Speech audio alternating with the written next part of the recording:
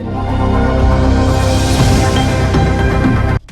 जनवरी 2024 को हेमंत सोरेन की गिरफ्तारी के बाद झारखंड की राजनीति का रंग चंपई हो गया है।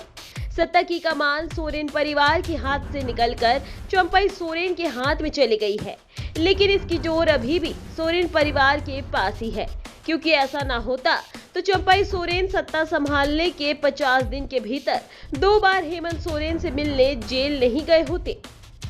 सभी जानते हैं कि सत्ता में सोच बदलने की ताकत होती है। सत्ता महत्वाकांक्षा पैदा करती है। ऐसा उदाहरण बिहार में दिख चुका है, जब नीतीश कुमार ने अपने सबसे भरोसेमंद जीतन राम मांझी को सीएम की कुर्सी सौंपी थी।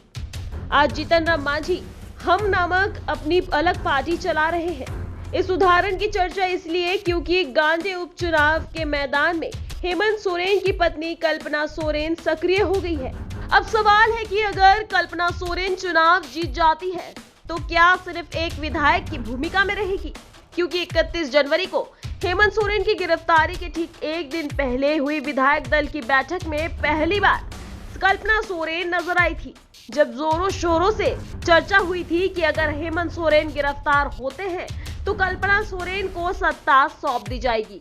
हालांकि माहौल बनने से पहले ही भाजपा ने इस बात को हवा दे दी थी कि जिस राज्य में 1 साल के भीतर चुनाव होना है वहां उपचुनाव नहीं हो सकता है। ऊपर से सोरेन परिवार की बड़ी बहू सीता सोरेन ने कल्पना के नाम पर बगावत के स्वर तेज कर पार्टी को दुविधा में डाल दिया था। संभव है कि इसी दबाव की वजह से हेमंत सोरेन को अपने सेकेंड चॉइस के रूप में चंपई सोरेन के नाम को आगे करना पड़ा।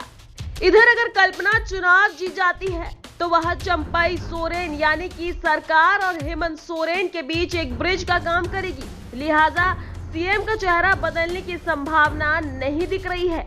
अगर ऐसा नहीं करना होता तो चंपई कैबिनेट में बसंत सोरेन को जगह नहीं मिली होती। लिहाजा कल्पना सोरेन के हाथ में सत्ता देने के लिए सारी कवायद चल रही है, लेकिन पार्टी के भीतर इस बात की भी चर्चा है कि कल्पना सोरेन के जीतने के बाद अगर चंपई सोरेन को हटाकर उनको मुख्यमंत्री बना दिया जाता है तो जनता में एक गलत मैसेज जा सकता है। दूसरी ओर एक और बात भी है जो चाहता है कि कल्पना सोरेन को कमान मिलनी चाहिए ताकि पार्टी पर सोरेन परिवार का एक मजबूत नियंत्रण बना रहे। बहरहाल इस सवाल का सही जवाब 4 जून को उपचुनाव का परिणाम आने के बाद ही मिल पाएगा कि क्या झारखंड में मुख्यमंत्री में फिर बदलाव नजर आएगा या फिर अगले चुनाव तक चंपई सोरेन ही इस सरकार को चलाएंगे।